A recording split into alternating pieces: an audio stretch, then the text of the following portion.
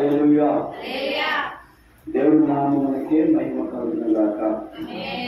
పరిశుద్ధాత్మ దేవుడు మనతో ఉండును గాక. ఆయనే మనకు సహాయం చేయను గాక. చాలా సంతోషము. మరి గడిచినటువంటి పునరుద్ధానం నుండి ఇప్పుడు వరకు దేవుడు మరి మనల్ని మన కుటుంబాన్ని కాపాడుకుంటూ వచ్చి ఉన్నాడు. అందుని బట్టి ఆయనకి మనం కలుగును గాక. అంత హ్యాపీగా బాగున్నారా? హ్యాపీ అన్న ఇంగ్లీష్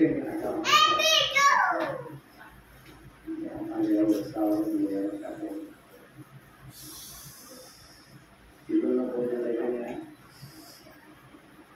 ఉపవాసమా శనివారం మీదైనా దేవుని స్తోత్రం కలుగును.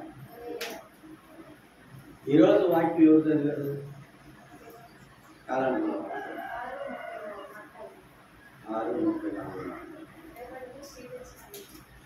ఏమన్నా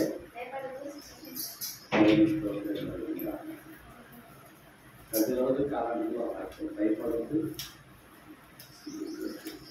రేపు గురించి ఏమి కూడా మీరు బాధపడాల్సిన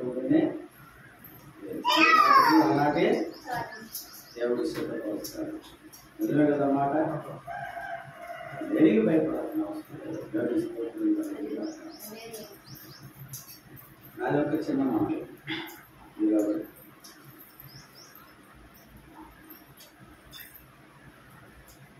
క్రైస్తవులను మనం అనబడుతున్నాం, అవును కదా. నేను కొంతమంది వాట్సాప్లో స్టేటస్లో చూస్తూ ఉంటాను. చూడకూడదు. క్రైస్తవులు అందులో మంచి మంచి కొటేషన్స్ పెడతారు, మంచి మంచి సాంగ్స్ పెడతారు. ఏ సాంగ్స్ అయ్యి? Cinema songs.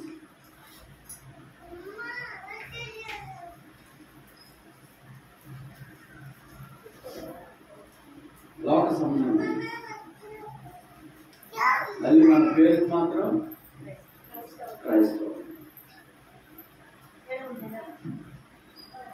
పేరుకేమో క్రైస్తవము, మనం ఏం చేస్తాం? ఎక్కడ దొరికితే తెలియదు కానీ అసలు మన వాళ్ళకే దొరుకుతాయి. అలా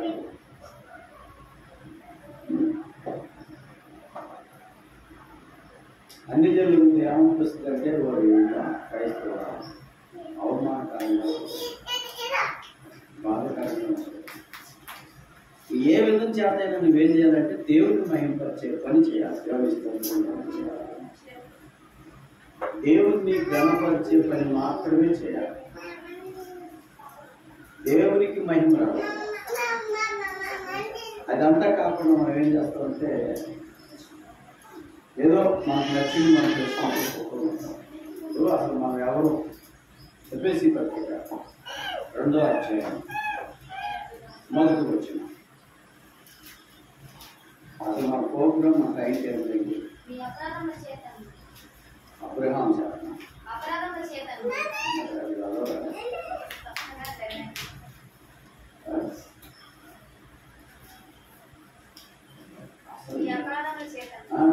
నేనే కొంచెం చోట ఎగ్జాంపుల్ నాకంటే ఎక్కడ ఉంటే అసలు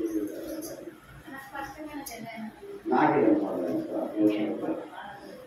నీ అపరాధము చేతను పాపము చేతను ఏవై ఉన్నారు?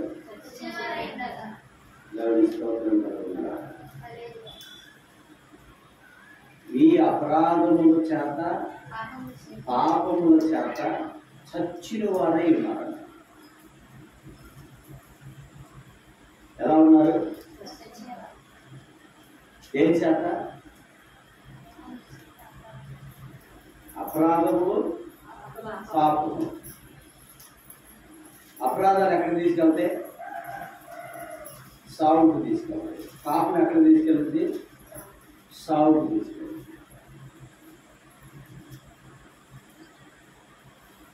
అపరాధములు, పాపము. దాని చేత ఇప్పుడు మనం ఎవరిని చచ్చిన వారు.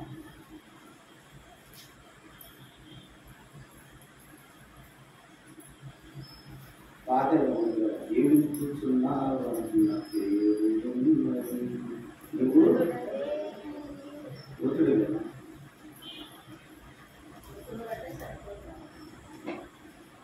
ఒకరోజు యేసుప్రభు ప్రయాణానికి వెళ్తున్నారు. కొంతమంది అమరించారు యేసుప్రభు. గమనిస్తుంటే ఎవరో బంధువులో చచ్చిపోయాడు. చచ్చిపోతే ఈయన కూడా ఏం చేశారంటే, ఇందులో అయ్యా నేను వాళ్ళని పాతి పెడతానంటే ఈయన ఏమంటాడు యేసుప్రభు, మృతులే పాతి పెట్టుకుని వస్తారు, నీకెందుకు మృతులని అమరించి అనడా. మృతులను అంటే ఎవరు వీళ్ళు? పాపంలో ఉన్నవాళ్ళు మృతులు, దేవుని స్తోత్రం కలుగుతున్నారు, చచ్చిపోయిన వాటితో సమానం. ఇక్కడ ఆయన రాశాడు కదా చాలా చక్కగా క్లియర్గా, మీ అపరాధముల చేతను మీ పాపముల చేతను మీరు చచ్చిన వారై ఉండగా ఆయన మిమ్మల్ని క్రీస్తుతో కూడా బ్రతికించెను. దేవుని స్తోత్రం కలుగునుగాక. ఆయన మనల్ని ఎలా బ్రతికించాడట? క్రీస్తుతో కూడా బ్రతికించాడు. ఈరోజు మనం బ్రతకాలి. ఇంకా చచ్చిన వారిగా ఉండకూడదు, ఇంకా లోకానుసారంగా ఉండకూడదు, ఇంకా పాపంగా ఉండకూడదు, ఇంకా కొన్ని లోపల కొన్ని బయట ఉండకూడదు. మోసపోకుడు దేవుడు ఎవరిని మోసగిస్తున్నావని నువ్వు అనుకుంటున్నావు. అబ్బా దొరకలేదులే, చెక్కలేదులే నువ్వు అనుకుంటున్నావు. నో, ఖచ్చితంగా దొరికే రోజు ఒక రోజు ఖచ్చితంగా. ఆ రోజు తెల్లమొహం వేసుకుని చూడక, ఆ రోజు నువ్వు ఎన్ని మాట్లాడినా కానీ ఏం చేస్తుంటే పెద్ద స్క్రీన్ మీద వేసేస్తాను. నీకు దయచేసి అర్థం చేసుకోండి.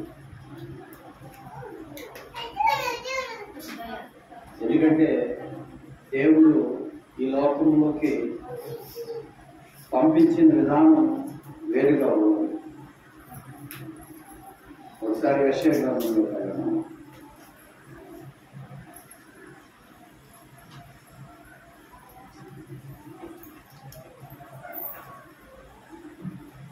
41వ అధ్యాయంలో ఒకసారి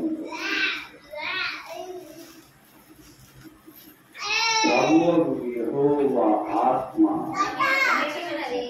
నా మీదికి వచ్చి ఉన్నది. దేనికి? దీనులకు సువార్తమానము ప్రకటించుటకు యెహోవా నన్ను అభిషేకించెను.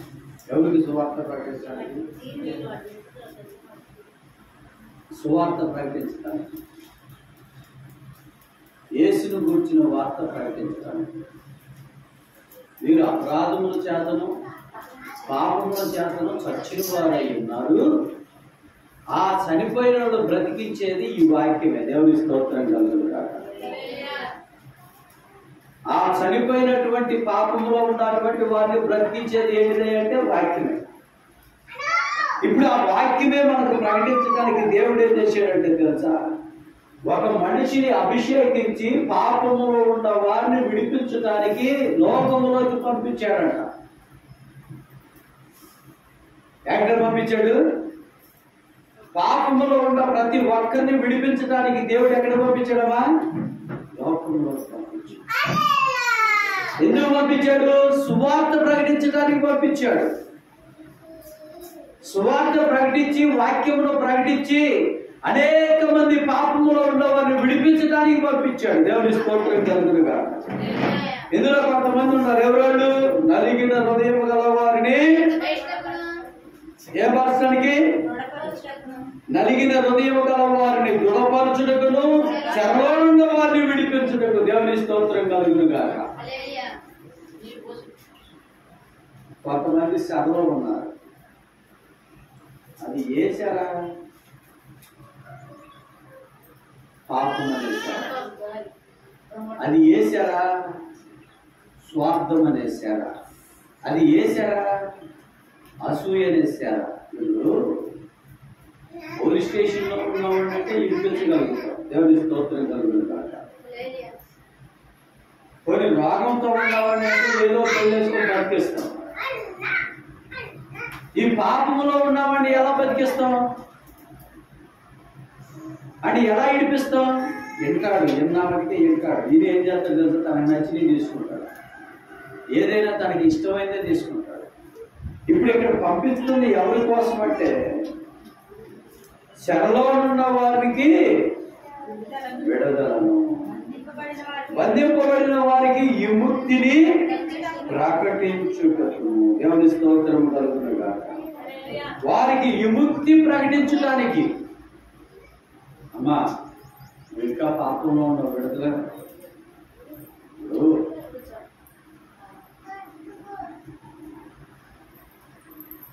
నేను ఒకసారి ఒక సహోదరికి బాప్తిసం ఇచ్చాను. వివాహం కాకుండా కొన్ని దెయ్యాలు పడితే ఏం చేసామంటే అవన్నీ వదిలించాం. కొన్ని రోజులు ఉపవాసాలు ఉండి అన్నీ వదిలించి కొన్ని రోజులు ప్రార్థనలో కూర్చోబెట్టి, ఎందుకంటే ఇల్లు ఖాళీగా ఉంటే మళ్ళీ వచ్చి పడతాయిగా, కాబట్టి అందులో దేవుణ్ణి నింపాం. దేవుని స్తోత్రం కలుగును గాక. హల్లెలూయా. దేవుణ్ణి నింపాం, దేవుని సన్నిధిని కుమ్మరించాం, దేవుని ఆత్మను అందులో పంపించి ఏం చేసామంటే బాప్తిసం ఇచ్చాం. బాప్తిసం ఇచ్చిన తర్వాత ఇంకా అక్కడ మన ప్రోగ్రాం ఏంటి? ఇక ఆమెకు పలారాధన ఇవ్వటం, ఆదివారం వాక్యం చేయటం. దేవుని స్తోత్రం కలుగును గాక. ఇక తర్వాత వాళ్ళ అక్క ఉంది, వాళ్ళ అక్కకు కూడా బాప్తిసం ఇవ్వాలి. ఇప్పుడు ఎక్కడికి షిఫ్ట్ అయినాయి? చిన్నగా వాళ్ళ అక్కడికి షిఫ్ట్ అయినాయి. వాళ్ళిద్దరు మాట్లాడుకున్న మాటలు ఏంటంటే, ఈ అయ్యగారు ఇంతే, బాప్తిసం ఇచ్చేదాకా ఒకలాగా మాట్లాడతారు, బాప్తిసం ఇచ్చినాక ఒకలాగా మాట్లాడతారు. బాప్తిసం ఇచ్చేదాకా ఎలా మాట్లాడావు? అమ్మ బాప్తిసం తీసుకుంటా తల్లి, బలపడండిరా, ప్రార్థనలో ఉండండిరా, వాక్యంలో ఉండండిరా, అవి మీ జోలికి రావని చెబుతాం. బాప్తిసం ఇచ్చిన తర్వాత కూడా ఏం చెబుతాం? జాగ్రత్తగా ఉండండి, అవి రాకపోకుండా మిమ్మల్ని మీరు కట్టుకోండి అని చెప్తాం. దేవుని స్తోత్రం. ఇప్పుడు ఆ మాటకి ఈ మాటకి తేడా ఏంటంటే, ఇదేమో ఎప్పటించి వలలో పడిందాకా ఏం చేశారంట? వలలో పడింది అంటే బాప్తిసం ఇచ్చేదాకా చెప్పారు. అంటే వాళ్ళ దృష్టిలో ఎలా ఉందంటే, బాప్తిసం ఇవ్వటం అనేది ఒక వలలో వేసుకున్నట్టు ఉంది. అయ్యగారు బాప్తిసం ఇవ్వటం అనేది ముచ్చేసినట్టుగా ఉంది, పాపములో నుండి విడిపించినట్టు లేదు. చాలా మందికి పాపము నుండి విముక్తి చేసినట్టు లేదు. ఇక్కడ ఏమన్నాడంటే, ఆయన అంటున్న మాట ఏంటంటే, బంధింపబడిన వారికి విముక్తిని ప్రకటించుటకును. దేవుని స్తోత్రం. బంధించబడుతున్న వారికి దేంతో బంధించబడుతున్నావు? పోనీ నువ్వు దేంతో బంధించబడతావు నీకు తెలిసిందా? నువ్వు దేంతో బంధించబడుతున్నావు నీకు తెలుసా? ఎంత సువార్త ప్రకటించినా నీ శవంలోకి మాత్రం వస్తుంది కానీ హృదయంలోకి రావట్లే. కారణం ఏంటో తెలుసా మీకు? చెవులు మాత్రమే వింటుంది వాక్యం, కానీ హృదయం మాత్రం అంగీకరించట్లా. ఒకసారి చదవండి, కొరింథీయులకు రాసిన పత్రిక ఒక మాట చదవండి.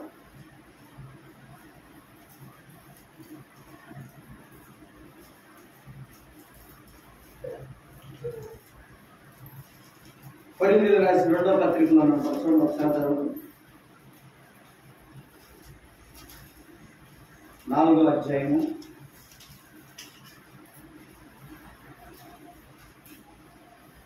4వ వచనం వినమా?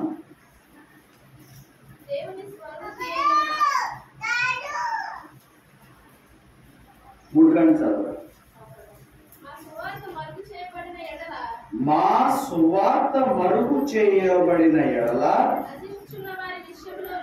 నచించుచున్న వారి విషయములోనే. ఎవరి విషయంలో మరుగు చేయబడి ఉంది? ఎవరికి ఎక్కట్లా ఈ సువార్త? చెప్పండి, నిజంగా చెప్పండి. అమ్మా బాప్టిజం తీసుకుంటారా అన్నాం అనుకోండి, ఈ అయ్యగారు ఇంతే చదువుతాడు. 2020, 2021, 2022, 2023, 2024 వచ్చిందా? ఎప్పుడు గురించి చెబుతున్న సువార్త? ఎవరికి మరుగు చేయబడింది సువార్త? ఏమా, రక్షించబడిన వారికి గొప్ప శక్తి ఈ సువార్త. దేవుని స్తోత్రం కలుగును గాక. ఇప్పుడు బంధింపబడిన వారికి ప్రకటించు అన్నాడు వాక్యం యెషయా గ్రంథంలో. ఇప్పుడు బంధించబడిన వారిని విడిపించిన కొరకు సువార్త ప్రకటిస్తే నశించే వారికి అది ఎలా ఉందంట? సువార్త మరుగు చేయబడింది. ఈ వార్తను మైకులు పెట్టుకున్నట్టు అది మరుగు చేయబడిందా? నీ హృదయంలోకి రావట్లా సువార్త. అందుకే యేసు ప్రభు గారు ఒక మాట అన్నాడు. ఏమన్నాడు? కొన్ని త్రోవ పక్కన పడ్డాయి, కొన్ని ముళ్ళ కంచెలో పడ్డాయి, కొన్ని ఏమో రాతి నేలలో పడ్డాయి, కొన్ని మాత్రమే పొదునైన నేలలో పడ్డాయి. ఆకాశ పక్షులు వచ్చి త్రోవ పక్కన పడిన విత్తనాలు ఏం చేసినాయంట? తీసుకెళ్ళిపోయినాయి. ఇప్పుడు నేను సువార్త వెళ్తుంది, కానీ ఏడల్లో సాతాను ఏం చేస్తుంది తెలుసా? ఆ వాక్యాన్ని తీసుకెళ్ళిపోతుంది. నేను చెప్పడం కాదు కదా, ఇక్కడ ఉంది కదా తల్లిగా. మా సువార్త మరుగు చేయబడిన ఎడల నశించుచున్న వారి విషయంలోనే మరుగు చేయబడి ఉన్నది. ఎవరి విషయంలో మరుగు చేయబడి ఉంది? చచ్చిపోయే వాళ్ళ విషయంలోనే మరుగు చేయబడి ఉన్నది. ఇప్పుడే బాప్తిజం తీసుకోవాలంటావా? ఈ వయసులోనే బాప్తిజం తీసుకోవాలంటావా? పడిపోతామేమో, నిలబడమేమో, తీసుకుంటే ఏ తప్పు చేయకూడదుగా, తీసుకుంటే అబద్ధం ఆడకూడదుగా, తీసుకుంటే మోసం చేయకూడదుగా. అంటే ప్రార్థనకి వచ్చి అబద్ధం ఆడవచ్చు, ప్రార్థనకు వచ్చి దొంగతనం చేయొచ్చు, ప్రార్థనకు వచ్చి పాపం చేయొచ్చు. బాప్టిజం తీసుకుంటే కాబట్టి ప్రార్థన కొత్త, ఆదివారం ప్రార్థన కొత్త, బుధవారం ప్రార్థన కొత్త, శనివారం ప్రార్థన కొత్త, సంఘారాధనలో క్రమంలో ఉంటా, ఈదు కూటల్లో ఉంటాను, స్తుతి కూడికల్లో ఉంటాను, కానీ బాప్టిజం తీసుకోను. ఎందుకు? పడిపోతానేమో. ఇప్పుడు ఈ బాప్టిజం తీసుకోకుండా ఇవన్నీ చేయొచ్చు, రావచ్చు ప్రార్థనకి. ఏంటది? మోసం కదా. ఏమాతారి గారు మీరు చెప్పు. ఆదివారం ప్రార్థన కొత్త, శనివారం ప్రార్థన కొత్త, బుధవారం ప్రార్థన కొత్త, ఎక్కడ నెలలో స్తుతి కూడుకలు కొత్త, ఈది కూడుకలు కొత్త, సభలో పెడితే కొత్త. బాప్టిజం మాత్రం తీసుకోను. దాని అర్థం ఏంటి? బాప్టిజం తీసుకుంటే పడిపోతానేమో. ఇప్పుడు పడి ఉండవో లేచేమో నాది లేదు.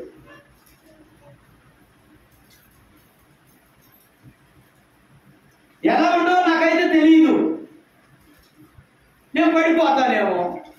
బంధింపబడిన వాడిని విడిపించిన బాబు, నా ఆత్మ నీ మీద కుమ్మరిస్తాను, నువ్వు చెప్పిన మాటను నెరవేర్చలాగా. నువ్వు ఎక్కడికెళ్ళి సువార్త ప్రకటించినా ఆ వార్తను నేను నెరవేర్తాను, నువ్వు వెళ్ళు అని చెప్పాడు దేవుడు. నేనేమో నీ ఇంటికి వచ్చి సువార్త చెబితే, నీ ఈదులోకి వచ్చి సువార్త చెబితే, నీకు మందిరంలోకి వచ్చి సువార్త చెబితే, ఆ సువార్తను పడిపోతానేమో, లెక్కలేనేమో, కుంగిపోతానేమో, పాపం చేయకూడదేమో, అబద్ధం ఆడకూడదేమో, మోసం చేయకూడదేమో, వస్త కానీ బాప్టిజం తీసుకోండి. ఉదయం నుంచి సాయంత్రం పనికి వెళ్ళు, జీతం తీసుకోకుండా ఎలా ఉంటుంది? నెల రోజులు పనిచేసిన వాడు జీతం తీసుకోను నేను అంటే ఎలా ఉంటుందమ్మా? మీకు అర్థం కాలేదా? లేకపోతే అర్థమయ్యే క్వశ్చన్ మార్క్గా పెట్టారా? నువ్వు పొద్దు నుంచి సాయంత్రం పని చేసావు, జీతం తీసుకోకపోతే ఏంటి ప్రోగ్రాం? ఎంత కష్టపడ్డా కానీ నాకు రాలేదు, ఉపయోగం లేదు. ఇప్పుడు పొద్దు నుంచి సాయంత్రం పని చేశాను, ఆ పని చేస్తే జీతం రాలేదు, జీతం రానప్పుడు నేను ఎంత చేసినా నాకు సుఖం లేదు, అతను ఇవ్వలేదు, నేను తీసుకోలేదు, ఉపయోగం ఏంటి? ఇప్పుడు నువ్వు పాటలు పాడతావు, వాక్యం చదువుతావు, ఆరాధన చేస్తావు, నువ్వు బాప్టిజం తీసుకోకపోతే ఉపయోగం ఏముంది దేవుడికి? అన్ని ఆరాధనలో ఉంటావు, కానీ ఉపయోగం ఏముంది? భర్త పని చేసి జీతం తీసుకున్నాడు కింద లెక్కే కదమ్మా. అసలు ఈ సువార్త నీ హృదయంలోకి రావట్లేదని దానికి ప్రధానమైన కారణం ఏంటంటే నువ్వు నశించిపోతున్నావని నీకు అర్థం కావాలని నేను ఈరోజు ఒక చెబుతున్నా. బంధింపబడిన వాడికి సువార్త ప్రకటించాయి కానీ దేవుని ఆత్మ మా మీద పంపించి నువ్వు వెళ్ళి సువార్త ప్రకటించని దేవుడు పంపిస్తే అదే సువార్త నేను ప్రకటిస్తుంటే నువ్వు ఇన్ని సంవత్సరాలు సువార్త ప్రకటించిన మారు మనసు పొందలేదంటే దానికి కారణం ఏంటి? కొద్ది మంచి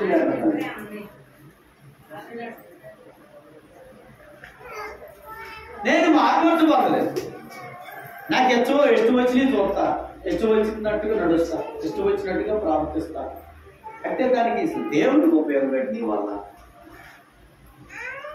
ఒక మాట చెప్పండి, ఏమన్నా దేవుడికి ఉపయోగం ఉందా? స్వార్థం అంతే ఉంటుంది, ద్వేషం అంతే ఉంటుంది, అసూయ అంతే ఉంటుంది, క్షమించేటువంటి మనసు మాత్రం నీకు, క్షమించాలి అనే ఆలోచన కూడా మీకు నాకైతే తెలియదు.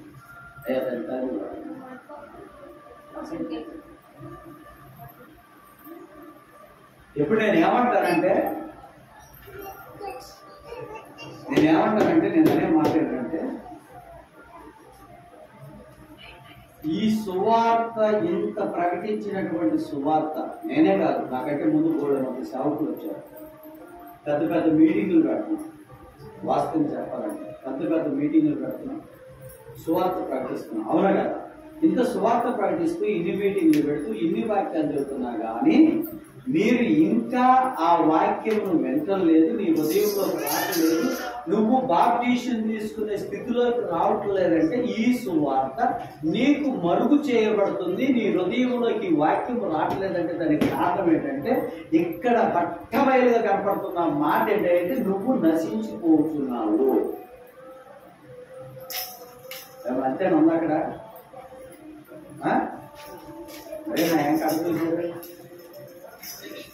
నిజమైతే నేను చెప్పండి అసలుగా.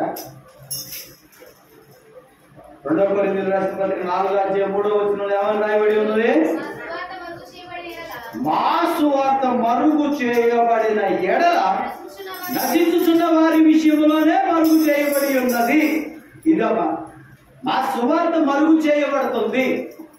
విత్తనం వేశాము, నీళ్లు పోతున్నాం, శనివారం ఆదివారం బుధవారం నీళ్లు పోతున్నాం, ఎరువు వేస్తున్నాం, ఇంకా అది పైకి రావట్లేదంటే విత్తనం చచ్చిపోయింది. విత్తనం చచ్చిపోయి ఏమన్నా మొక్క అయిందా? లేదు లేదు లేదు లేదు, కుళ్ళిపోయింది. దానికి కుళ్ళు రోగం పుట్టింది ఆ విత్తనానికి. అంతే కదా, విత్తనం భూమిలో వేసినప్పుడు ఏమవుతుంది?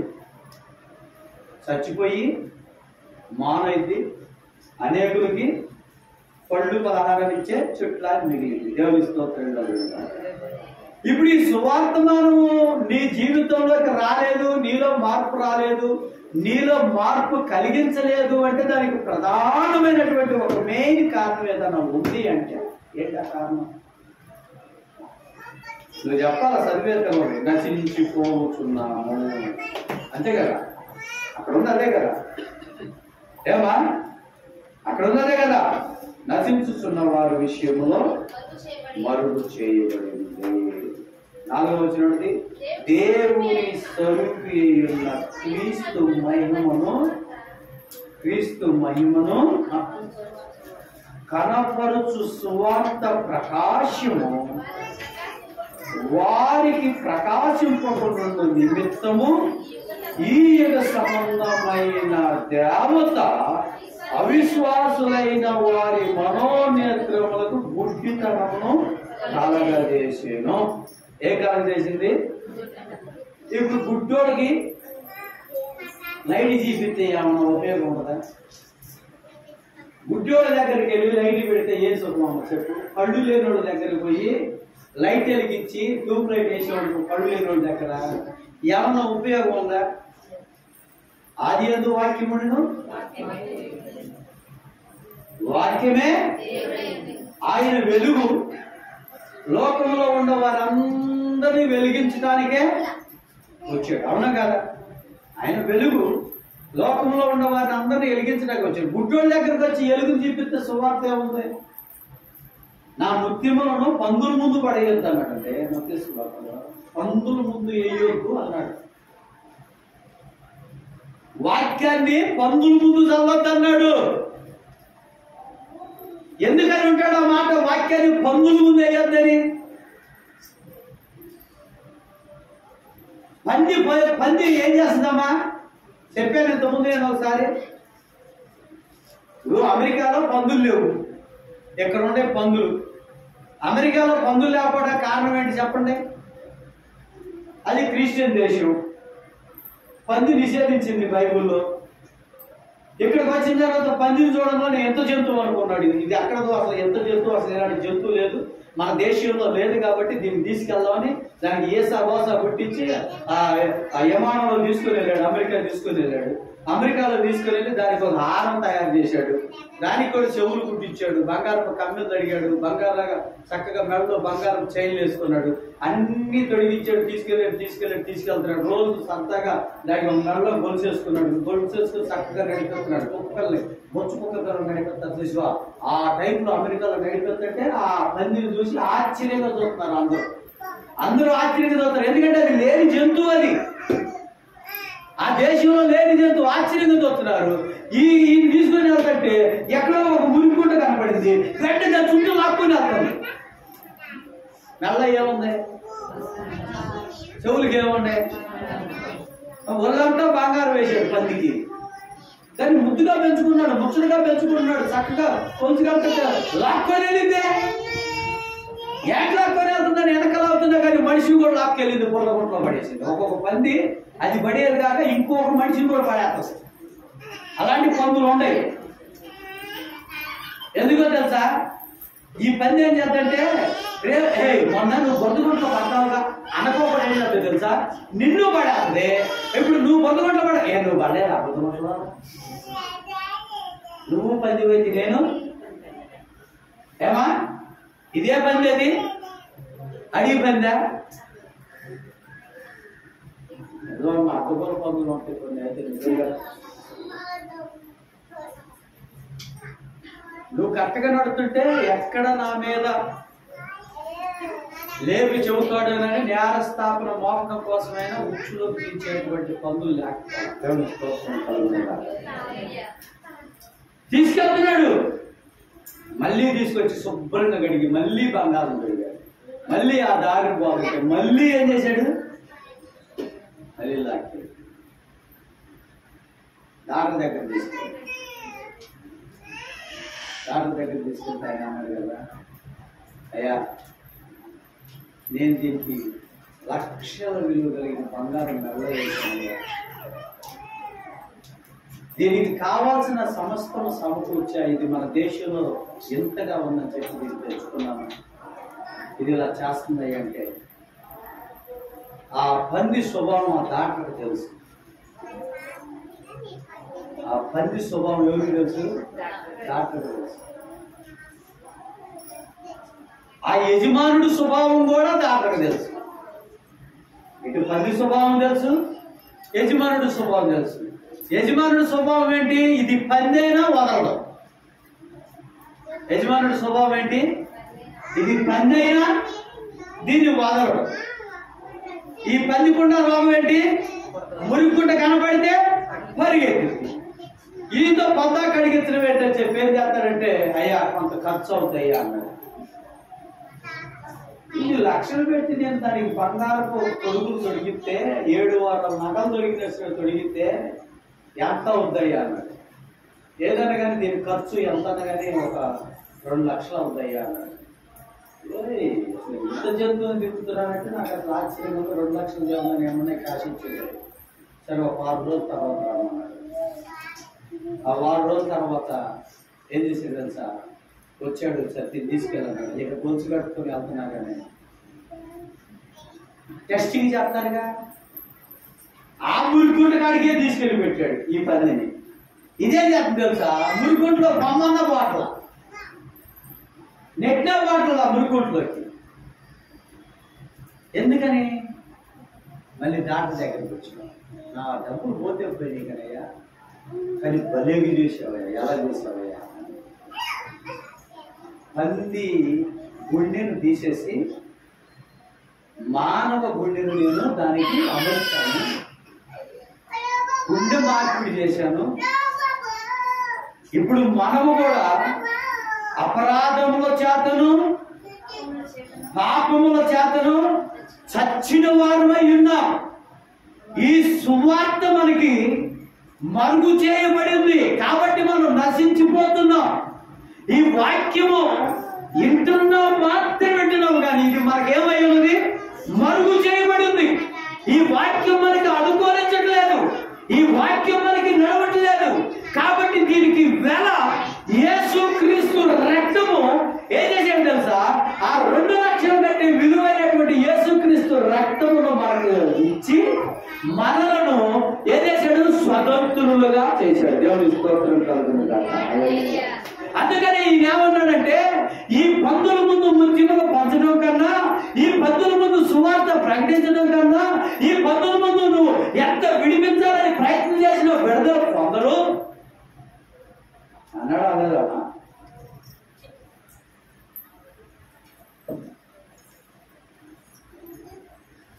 దానికి ఏ మార్పుడు జరగాలి? గుండె మార్పుడు జరగాలి. మనకే మార్పుడు జరగాలి? హృదయ మార్పుడు జరగాలి. దేవుని స్తోత్రం. ఇప్పుడు మనం పరిపూర్ణ